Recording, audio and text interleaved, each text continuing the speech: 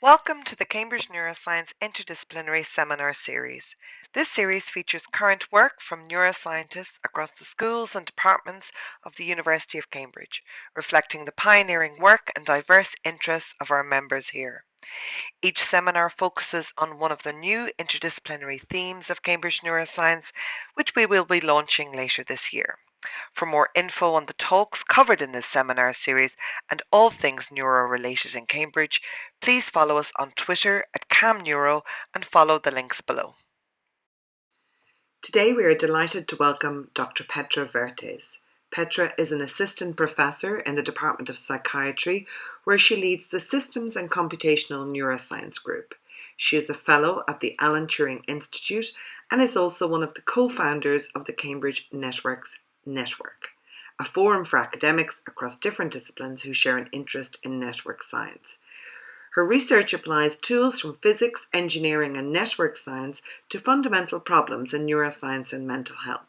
In particular, she is interested in the structure-function relationship in brain networks, from the microscopic scale of neurons to the large-scale connectivity of brain regions in both health and disease. Today, her talk is entitled Network Science and Network Medicine: New Strategies for Understanding and Treating the Biological Basis of Mental Ill Health. Hi, everyone, and thank you for inviting me. It's a great pleasure to be with you today and to talk a bit about the work we do in the Systems and Computational Neuroscience group. So, as some of you might already know, I originally studied physics. And one of the big questions that got me interested in crossing over into neuroscience and mental health sciences is the question of how we can link the structure or the architecture of the human brain to its many functions or dysfunctions. And in particular, I've long been interested in complex disorders like schizophrenia and depression, which often have a neurodevelopmental origin. And I've been interested in trying to understand what alterations to brain structure or brain organization might lead to the symptoms that we observe. But as soon as you start thinking about these complex disorders, you realize that you really need to engage with their symptoms or their manifestations across a range of different scales. And so it's not only about large-scale organization of brain structure or brain function that we can see through MRI and which is altered in these disorders. But of course, there are symptoms or alterations also at the cellular scale, such as, for example, altered function of parvalbumin neurons. There are alterations at the genetic scale or the molecular scale, with hundreds of genes that are differentially expressed in post-mortem brain tissue between healthy people and people with, say, schizophrenia. And so we have all of these observations across a range of different scales. And what we're missing really is a mechanistic thread that can link them all together.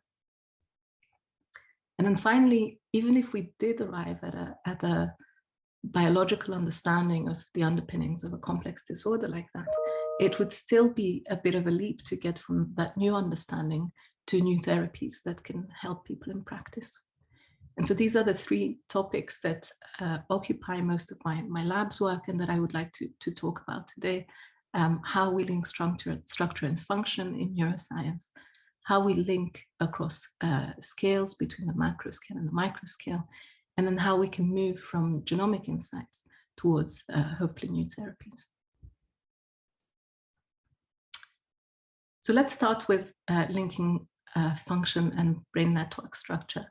And I'm going to do a sort of typical physicist's trick, which is to replace this very, very hard problem by one that seems simpler or more manageable. And in other words, cheating. What we're going to do here is ask in a much simpler organism, in this case, C. elegans, whether we can find methods that are able to link the structure of the nervous system, its network organization, to its functions. And for those of you who aren't familiar with C. elegans, I thought I'd just add in a slide. So it's a small nematode worm. It's about 1 millimeter long, and it contains 1,000 cells. but about a third of these cells are brain cells. So it's actually quite a smart animal. And you can see that because it has lots of interesting behaviors. So it's able to sense attractive and aversive stimuli. It's able to move towards or away from them. It can reproduce. It has different states of arousal, including sleep-like states. And it also is capable of learning. And what's more, through experimentation, essentially, and the ability to laser ablate these neurons individually or in small groups, we also have a lot of information about the function of many of the 300 neurons in the animal. So this really provides a gold standard system. And again, the million-dollar question is the degree to which the architecture of the network of the nervous system that we have fully mapped in this case, the degree to which that can explain the behaviors that we see on the right here. Now, one way to address this is through robotics. And this slide is about an open source project that anyone can look at online. It was developed by Tim Busbice. Essentially, it's a recipe for building a C. elegans robot. So all you need is a Lego kit. And the robot needs to have some wheels for moving around. It needs to have two sensors. One is a sound sensor, and the other is a sonar that senses touch. And then you take the signal coming in from these sensors, and you feed it into an in silico model of the C. elegans nervous system. And in particular, because we know the role of many individual neurons, we can feed in the sound sensory the information from the sound sensor to the specific neurons that we know are sensory neurons responsible for sensing the presence of food. So these three-letter acronyms here, they're the names of individual neurons. And these are the food sensing neurons that will receive the input from the sound sensor in the robot. In contrast, the signal from the sonar will serve as input to these other sets of neurons, which are responsible for detecting nose touch in C. elegans. Then this signal coming in from the sensors will percolate through the C. elegans network. And I've added a little line here that says plus dynamics, because of course we do need to define the rules through which the signal can flow through the network. But here we make some very simple assumptions for how this happens. And essentially the signal percolates through the network until it reaches the motor neurons, which we know are driving the muscles of the worm. And we're going to take the signal from the motor neurons that drive the right body muscles, and we'll use it to drive the right wheel. And conversely, the motor neurons driving the left body muscles, we will use to drive the left wheel of the robot. And what happens is that without any kind of programming at all, this robot is able to model essentially some known C. elegans behaviors. So here's my colleague Gagnan, and he's going to show you what happens with this robot when he plays music, which is detected by the sound sensor. The robot interprets it as a food stimulus, and it starts moving forward. In contrast, when Gang puts his hand near the sonar, the robot interprets this as a touch stimulus near the nose of the animal, and so it reverses and moves away from the stimulus before carrying on moving forward. And so these are the behaviors that you would expect in C. elegans, either in the presence of food or in the presence of a nose touch. Now, this is an exciting link that shows you that the network structure by itself is able to elicit some simple behaviors. Of course, we haven't shown this for more complex behaviors. But more importantly, you notice that the network here is acting really like a black box. So although we can use it to model the behavior, we don't really know what it is about the organization of the network, what circuits within the network are implementing this behavior. Because C. elegans is a simple, small organism, and it's been studied for so many years, some of the circuits are already well known to biologists through experimentation. And in particular, this light touch circuit is responsible for the worm reversing when it is touched gently near the nose, as you can see in the video. So in this case, biologists were able to trace out the circuit of how this incoming nose touch information is processed and leads to this behavior. And this is sketched out on the right here. Actually, it turns out that the sensory neurons are quite easy to determine experimentally. And also the motor neurons that are driving the muscles are easy to find experimentally. What is a lot less clear is how the intervening circuit works. And in particular, it's hard to figure out whether this circuit is even complete or accurate, and also how you go about tracing this out without decades of experimentation. So this is the problem that we decided to try and address using a tool from engineering called network control theory. And this is work done with Laszlo Borabashi and Gagnon and Emma Towson, who were at the time in Laszlo Borabashi's lab. And the idea here was to try and understand which neurons in C. elegans are essential to this behavior, this light touch response that I just showed you. And I'm not going to go through the details of network control theory, but what's important to understand is that it really requires two things to be known. One is the structure of the connectome, the structure of the neural network, and that we already have. But then we also need a second ingredient, which is the dynamics of individual nodes in the network. So how the signal propagates from one neuron to another. And here we don't really have adequate data, but we can make some simplifying assumptions. And in this case, we'll assume just the simplest form of linear dynamics that we can possibly assume. So it's a little bit similar to the robot example, where we also had to kind of make an assumption about dynamics and how signal propagates in the network. And so now with these two inputs, we can look at each individual neuron in the network, and we can ask whether, if we remove that neuron, whether the number of independently controllable muscles based on the control signal that comes in from the sensory neurons at the top, whether the number of independently controllable muscles is reduced when we ablate a particular neuron. And it turns out that for most neurons, most neuronal classes, you can remove them from the system without affecting the controllability of the muscles which generate the behavior. But in some cases, we do see that the number of controllable muscles is decreased, sometimes dramatically. And when we tabulate these results, we find that we're able to reproduce or predict theoretically a series of known experimental facts from the 80s, really, showing that these particular neuronal classes, when they are laser ablated, then that leads to uncoordinated motion or even loss of locomotion in the one. And in addition to this, we made one additional prediction, which is this neuron PDB here shown in red, which was not previously implicated in this behavior at all. And then our colleagues, Bill Schaefer, Yilian Chu, and Denise Walker, who are C. elegans neurobiologists, they were able to verify this prediction experimentally. So they were able to ablate PDB and then perform this experiment of nose touch and show that the PDB ablated animals did in fact show abnormal locomotion. And so this was remarkable to us, not only because it revealed a new biological fact about this C. elegans circuit that has been so heavily studied, but also because it provided a proof of concept for the use of network control principles to really link structure and function in a real biological system.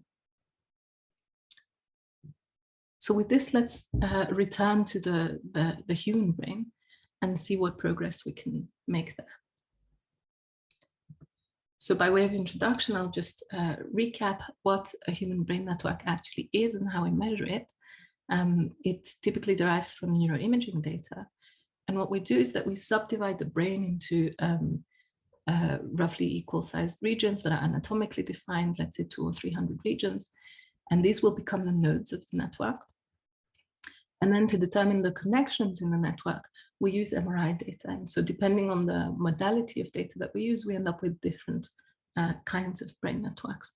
We can make brain networks that are called anatomical or structural brain networks, where two brain regions or two nodes are connected, if indeed they are connected by a real physical fiber bundle in the brain. And we can measure this with DTI, as shown in the top here. Or we can construct functional brain networks where we say that two nodes of the brain are connected, two brain regions are connected, if their activity tends to be correlated over time in a resting state functional MRI.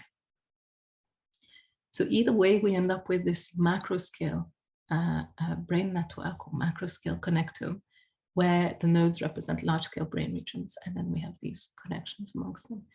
But now we can apply the whole toolbox of network science, essentially, the same way that we could apply it to C. elegans neural networks or to social networks or any other kind of network, really. And what we find is that all of these networks, human brain, C. elegans, air transportation, social networks, they share many organizational features in common, which also seem to be functionally important. So I'm going to just highlight three. There are actually tens, if not hundreds, of network metrics that people look at, but I'm going to highlight three of the main ones. The first one I wanted to discuss was the existence of modules. So these are groups of nodes that are more tightly connected to each other than they are to the rest of the network. And in an air transportation network, for example, these modules or clusters might correspond to continents, for example, where you may have you can imagine that you have more intra-continental flights than intercontinental ones. In the human brain too, we have these modules or clusters, and they seem to be anatomically localized or spatially coherent, just like the continents were in air transportation, but they also seem to be functionally relevant and be involved in similar functions. A second property that is widely studied is the existence of hubs. So when you look at the number of connections that each node has, it isn't typically in real world networks and in brain networks, it isn't a Gaussian distribution. Instead, you have most nodes have just a small number of connections, but then some nodes have a large number of connections, and they are the hubs of the network, and they tend to perform key kind of coordinating roles in the network. And I'm showing you two examples here. One is in C. elegans, where it turns out that the key hubs of the network are command interneurons that are responsible for gathering all the sensory information and then making a decision about forward versus backward locomotion. And similarly, in human brains, the hubs of the network tend to have key kind of integration related roles. And importantly, damage to hubs often results in impaired behaviors, and it's much more likely to do so than if you damage the kind of peripheral, less well-connected node. And then the third property that I wanted to discuss was the existence of short paths. So here, what we're looking at is the average number of steps, minimum average number of steps that it takes to get from any point to any other point in the network. And for brain networks, but also many other real-world networks, this path length is surprisingly small. So you might have heard about this idea of 6 degrees of separation in social networks, where it only takes 5 or 6 hops to get from you to anyone else in the world. And there is a similar phenomenon in brain networks too, where the path length to link any pair of nodes is typically short. And another word for this phenomenon is the idea of efficiency. So we call these networks with, on average, short path lengths. We also call them efficient brain networks. And again, this seems to be functionally relevant. So if you look across the population and you calculate these path lengths, or you calculate the efficiency of the networks in this sense, then you find that people with higher IQ tend to have more efficient brain networks. And this is true both of anatomical brain networks, but also functional brain networks. And so hopefully the idea that's beginning to emerge is that we use neuroimaging, we construct these brain networks which seem like abstract objects, but then the mathematical properties of these networks or their organization seem to be functionally relevant. And this led to a vast literature, which I'm just summarizing on this slide, showing that network properties in human brain networks don't only relate to cognition, but they're also heritable. They're also affected by disease. So there's just one example here about schizophrenia, showing how modularity of healthy brain networks is decreased in schizophrenia. These network properties are also affected by medication. And then most recently, we were able to show that they can also be used to predict treatment outcomes. So this is, I guess the field is slowly moving towards the idea of using network metrics in a predictive fashion, but it's not so common yet. This was work done with Amit Etkin's lab in Stanford. And here we looked at a group of people with PTSD. And we found that a combined marker that looked both at brain network efficiency and at cognitive memory scores could really split the group into 4 subgroups. And in particular, one of the subgroups shown in red here that had both low efficiency and impaired memory, they were predicted to respond differentially to treatment. So they didn't respond to the standard psychotherapy treatment, whereas the other groups did. But interestingly, they also responded differentially to transcranial magnetic stimulation. So I think this kind of more practical predictive use of network metrics is potentially interesting and important in neuroscience. But at the same time, even in this case, the study is really quite descriptive, and we still don't say anything mechanistic about what it is about this particular network architectures that leads to their relationship to schizophrenia or to cognition, or that changes with medication.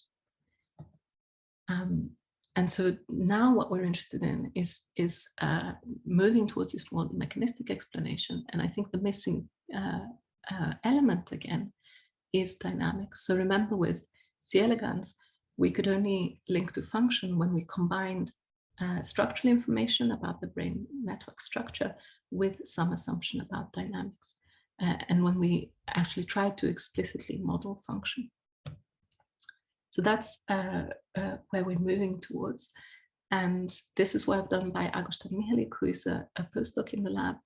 And he's interested in, first of all, modeling function in a way that makes sense in human brains using artificial neural networks. And so, as you know, artificial neural networks are able to mimic some cognitive tasks that humans do, for example, some working memory tasks or some speech recognition tasks.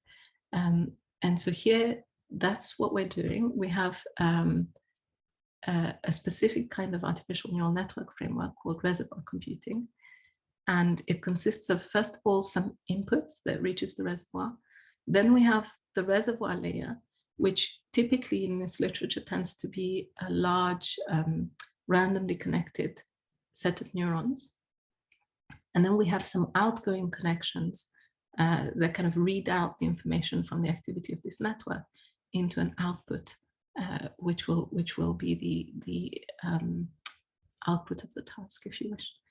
And so you can train these networks very efficiently to perform tasks like working memory tasks. And what makes them so efficient and makes them different from many other artificial neural networks is that we're not actually training the links in the reservoir. We're not changing the weights of the connections in the reservoir layer. We're only training or changing the weights of the connections shown in dashed red, which lead out from the reservoir towards the output neurons.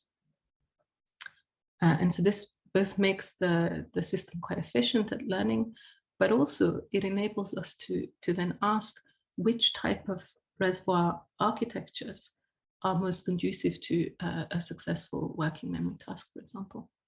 And so what Agostan is doing is using this framework, but replacing the randomly connected reservoir by network architectures that are directly taken from neuroimaging data in both healthy controls and in people with schizophrenia. And as I mentioned, the brain networks are slightly altered on average in schizophrenia.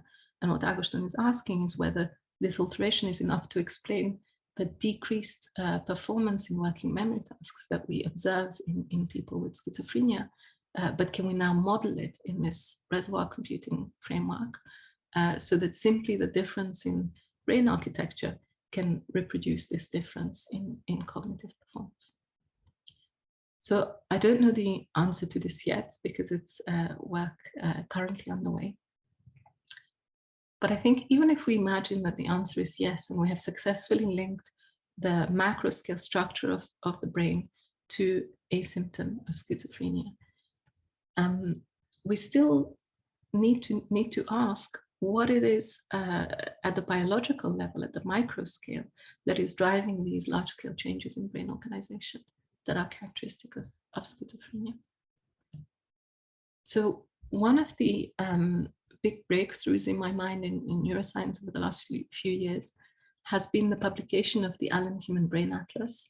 And this took about 10 years to compile in the Allen Institute in Seattle. And it's based on just 6 post-mortem brains. But what they've done is sample each of these 6 brains in about 500 locations across each hemisphere. So you can see all of the locations of sampling here on the left. And then in each of these samples, they measured gene expression for all known genes. And so that you can think about this data set as a large matrix, essentially, with 20,000 genes, which are the rows of the matrix, and then their expression level at each of these thousand or so brain regions, which are the columns of the matrix. Alternatively, you can think about this as 20,000 individual brain maps, one for every gene, showing you the expression levels of that gene across the brain. And so a lot of my work over the last few years has focused on trying to integrate this micro-scale spatial information about gene expression across the brain with the macro-scale spatial information that we have in vivo from neuroimaging studies. And in particular, what we're looking for is if you identify a contrast of interest in neuroimaging, for example, brain regions whose structure is altered in schizophrenia, then you might want to know whether there are combinations of genes whose expression pattern is localized to those same regions that are affected by schizophrenia. And we can solve this type of problem through multivariate statistical methods like partial least squares, PLS. And the output then is a weighted and ranked list of genes whose combination is co-expressed in exactly the regions that are highlighted by the MRI. And then to interpret this list of genes, we can use some bioinformatic methods to try and understand what they have in common. So for example, every known gene or many known genes have been annotated by the biological processes that they're known to be part of, by the cellular components that they're known to be expressed in, and so on. And we can ask whether particular biological processes, for example, occur more frequently in these heavily weighted genes at the top of our list. Now, there are, of course, caveats to this framework. And the first is that the Allen Atlas is based on just 6 postmortem brains. So it's not as representative as one could hope. But the second is that all of this is correlational. And we all know that correlation doesn't imply causation. So it was important to us to try and validate this approach. And this is work led by Jacob Seidlitz and Amnon Rasnahan at the NIH. And they had access to this very unique data set of 6 disorders of known genetic origin, and that they had imaging data for. So you can see all 6, just as an example, X chromosome aneuploidy is a disorder where people have an additional X chromosome. And in each of these disorders, Jacob made these brain maps showing you the regions of the brain that show structural changes in patients versus controls. And then without using genetic information from the patients, he applied the imaging transcriptomic framework that I just showed you, cross-referencing with the Allen Human Brain Atlas, to ask whether there were combinations of genes that were preferentially expressed in the regions that are highlighted by each of these brain maps. And then to analyze the resulting list of genes, Jacob asked whether certain chromosomes were particularly enriched near the top of the list. And what you can see is that in each case, the method identifies the chromosome that is indeed affected in each disorder. So for X chromosome aneuploidy, the X chromosome comes up as really significantly overrepresented. So this was very exciting because it provides for the first time a reading just from imaging data alone, some hint towards what might be underlying at a genetic level or a molecular level. And so we ended up applying this framework to a lot of cases where we don't already know the answer, where there is no very clear genetic origin. We applied it across a number of disorders, but also at maps of specific developmental processes and brain maps of connectomic features of the healthy brain as well. And so I'm just going to give you one example here, which is work led by Sarah Morgan and together with Ed Beaumont. And here, Sarah looked at schizophrenia, and she started by making this brain map of regions that show changes in network properties, changes in brain structure. And you can see this map in blue and red here on the left. And then she cross-referenced this with the Allen Human Brain Atlas using the framework I described, and ended up with a list of genes that were overexpressed or underexpressed in the regions that are most vulnerable to schizophrenia. And then to try and interpret this list of genes, Sarah overlaid them, or Sarah looked at the known protein interactions, known protein-protein interactions between the proteins that are coded for by these genes. So each of these genes corresponds to a node here in the network, and the connections are known physical interactions between the relevant proteins. And the first thing we noticed was that the number of interactions is significantly greater than you would expect by chance. So these genes really do seem to have some kind of biological relationship with one another. But on top of that, the network had this very dense cluster here that really stood out. And looking at the cluster in more detail, it contains about 40 genes. And we found that this cluster was enriched in genes that we already know are implicated in schizophrenia, either as risk genes or as genes that are differentially expressed in postmortem brain tissue, or even as known drug targets for antipsychotic drugs. And so this gives us hope for a few different avenues really to move towards benefit for treatment options, essentially. One is that we could use imaging to find subgroups of patients that display different brain maps of how the disorder has affected their brains. And then we could work our way back towards differing etiologies that might be giving rise to those brain maps. And that's a project that Sarah is working on currently. And then the second potential use of this is to take a closer look at the genes that are in the vicinity of the known drug targets, but that haven't been studied in the past, and ask whether we could use those as potentially new drug targets. So this leads me to the next section of the talk, which is how we might go from some genomic insights, like the one we just looked at, to drug development. And like I said at the start, there's still quite a big gap here. Now, there are plenty of people already trying to do this, and typically they don't start with gene lists that come from imaging transcriptomics, like the one I just showed you, but there are other ways of obtaining gene lists of interest. And two of the most famous ones here. So one is large-scale GWAS studies, where you can compare the DNA sequence of healthy controls and people with schizophrenia, and you can look for sequence variations that are associated with the condition. And this gives rise to GWAS risk genes that we know are risk factors for the disorder. And then another way is to look at postmortem brain tissue and ask whether certain genes are differentially expressed between brain tissue in controls and in people with schizophrenia. And again, we get a list of hundreds of genes that are implicated in this way. And then, of course, we also have drug targets that are already existing antipsychotic drug targets, and they provide a kind of ground truth too.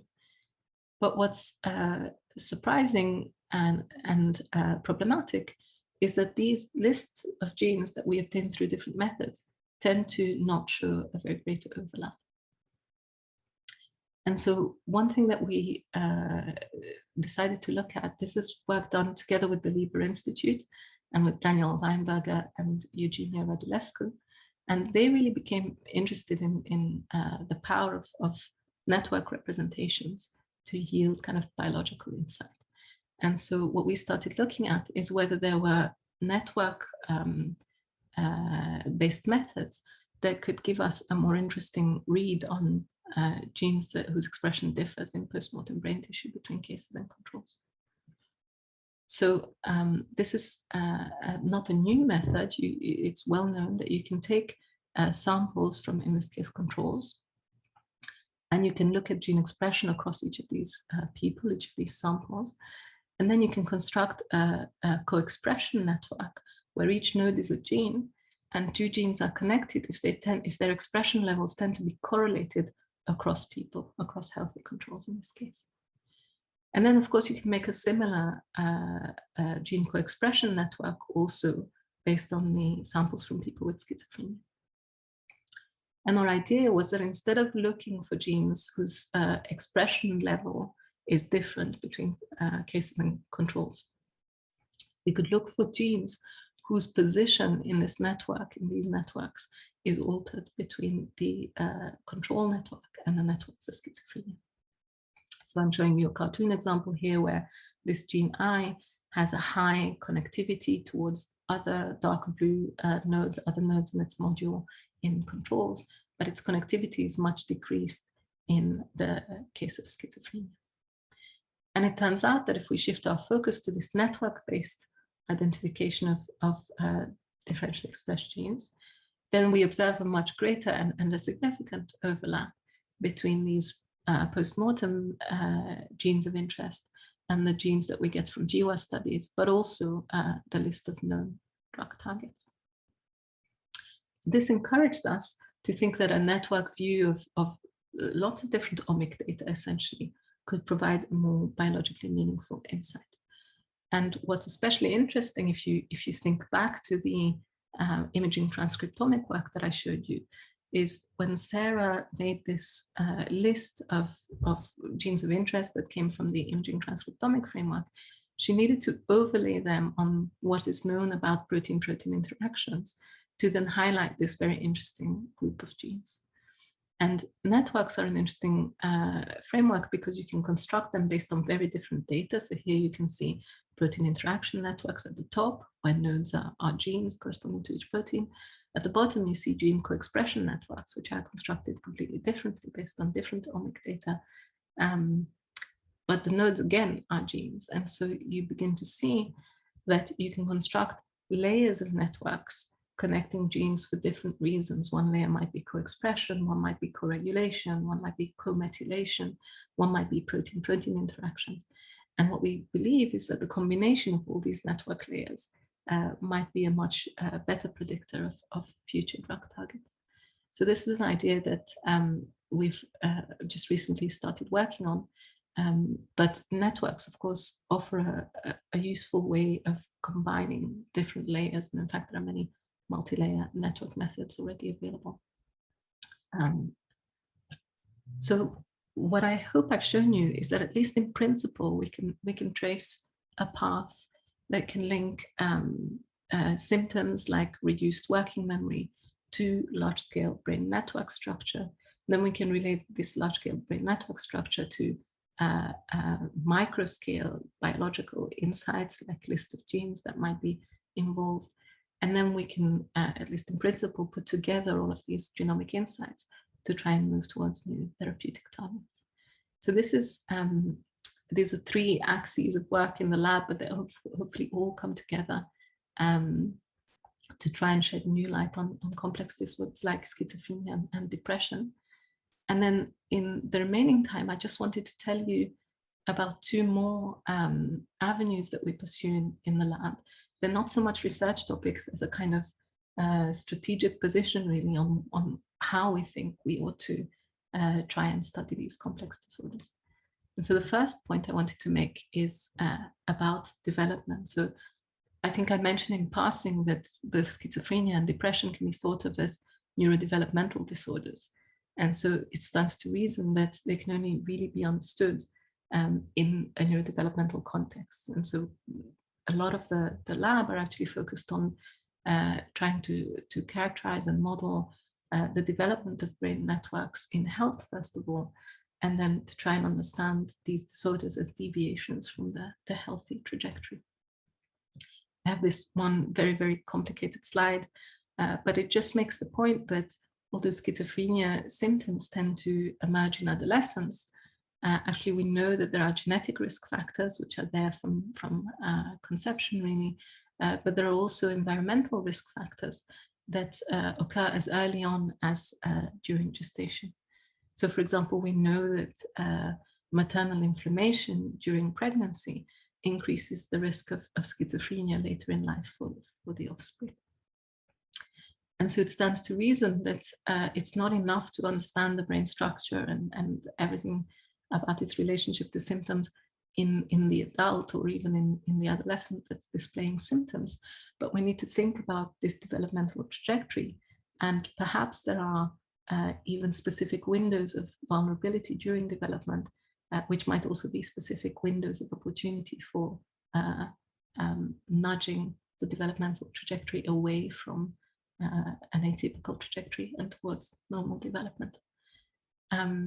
So that was a kind of very long introduction just to say that many of us in the lab are interested in understanding developmental processes. And I'll just give you one example, again, from a network perspective. The idea here was to ask whether, once we observe the characteristic network features of human brain networks, like their efficiency, clustering, modularity, the existence of hubs, and so on, can we propose simple rules, simple growth rules that can generate networks that develop to show these same properties and essentially model the growth of human brain networks. And this is work that we started about 10 years ago now almost. But the answer was surprisingly that a very simple model with just two factors here is able to do a pretty good job. So what this model says is that as the network grows over time, as you keep adding edges to the network over time, the probability of connecting any two nodes I and j at each time step decreases with the distance between them. But that distance penalty is balanced by this other term, Kij, which we call a homophilic term. And that's a term that says that if the two nodes already have lots of neighbors in common, then they are more likely to connect. And you can think about this also in the context of social networks, where if you and I have lots of friends in common, then we are likely down the line to also meet and perhaps make friends, even if we actually don't live that close, for example. So that's really this trade-off between distance and homophily that is encapsulated in the model. And you can see that the model has two parameters, eta and gamma, which calibrate the extent to which the distance penalty or the homophily terms matter in relation to one another. And as you tune these parameters, you can, of course, grow networks that end up looking quite different. So if you turn off the distance penalty, set eta to 0, then you will generate networks that have lots of long-range connections. As you increase eta, you generate these more constrained networks that look more realistic. And at a certain setting of eta and gamma, we actually are able to generate networks that really look like human brain networks from the point of view of all of these network metrics that I described to you before. And what you see here actually is the top view of just one hemisphere of a brain network. But what's even more interesting is that by detuning the parameters eta and gamma slightly, we can go from generating these healthy looking brain networks to generating networks that recapitulate the abnormalities in network property that we observe in childhood onset schizophrenia. And you can see that you don't need to detune very much. So this is a plot of eta and gamma space, and this point here, HV, corresponds to healthy volunteers, and the eta gamma setting that best reproduces their brain networks. And if you move slightly move in eta and gamma, then you can generate these schizophrenia-like brain networks. And this work has led to a number of papers applying these ideas in different contexts, but the most recent one by Zhang et al. Actually repeated this in adults with schizophrenia and showed that not only could you replicate the brain networks that we observe in schizophrenia, but also these parameters eta gamma were actually correlated to the polygenic risk score that you can calculate for each individual based on their genetics. And so this provides a path, at least conceptually, from polygenic changes in people who have higher polygenic scores for schizophrenia, which might lead to altered wiring parameters, which then lead to alterations in the large-scale wiring of the brain, and which we hope to show then lead to altered functioning in working memory tasks, for example. So in theory, you could have this mechanistic thread, at least one thread, linking all the way from genetics to brain structure to function. And then finally, in the last minute or two, I just wanted to say that if we really want to do all of these things, linking structure and function, linking macro scale and micro scale, understanding the development of brain networks, then it's very limiting to study only human data. Of course, humans develop slowly, and it's hard to make any invasive measurements. And so we also work across many different model organisms, all the way down to invertebrates, especially C. elegans, as you've already seen at the beginning of this talk. And we believe that this helps us not only validate connectomic approaches and connectomic results, but it also helps us multiply insights. And I think it's probably not very hard to argue for the need for translational work, looking at development, for example, not only in humans, but also in marmosets or in rodents. I wanted to show you just one slide on why we think it's useful to extend all the way down to C. elegans and very soon to Drosophila. So this slide summarizes a long-term collaboration between Bill Schaefer's lab at the MRC LMB on C. elegans and my own lab. And what's remarkable to me is that over many years, every time we do a project in C. elegans, we find that it either corroborates or inspires parallel work in humans. And just running through a few examples here, you can see at the top that both networks, of course, share many of these organizational principles. They have hubs and modules and small world organization and hierarchy. One point I didn't talk about is that they both have functionally important rich clubs, which are collections of hub nodes that are preferentially wired together. Both of them can be modeled using similar generative models or growth models. And this is, I just showed you the work on human brain networks, but at the same time, we did parallel work in C. elegans, in modeling the growth of C. elegans nervous system. And there was a lot of conceptual crosstalk between the two projects. I also talked about applying principles of network control, and I showed you how we did this in C. elegans, but many other groups are doing this in human brain networks, for instance, Danny Bassett's group and colleagues using network control to gain insights in human brain connectivity. And then our most recent project is Lydia Ripos Sanchez, who is a joint PhD student between Bill's lab and mine. And she is working on understanding how the wireless kind of connectivity based on neuropeptide signaling between neurons in C. elegans, how this wireless connectome interacts with the wired network of synaptic connections. And we don't know yet how the insights from her work will influence work in humans, but I am pretty much certain that it will. So finally, I'll leave you with just this pictorial representation of the work that we do in the lab and the topics that we're interested in. And just one quick slide with thanking all of our collaborators.